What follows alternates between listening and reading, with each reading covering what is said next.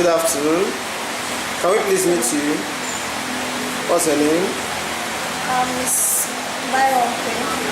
Okay, you attended the seminar. How was the seminar? It was interesting and fun. So, can you rate the seminar? You think you can now design a professional website? Sure, I can. Okay, and you think you can make good money with it, I guess? Yes, I can. So you also recommend this training for other persons? Yeah.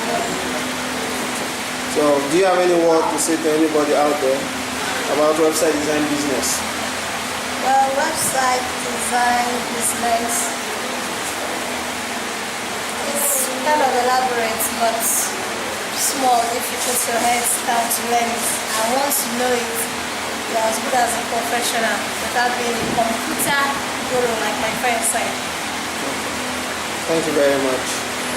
We hope that you succeed in your business. Thank you for coming.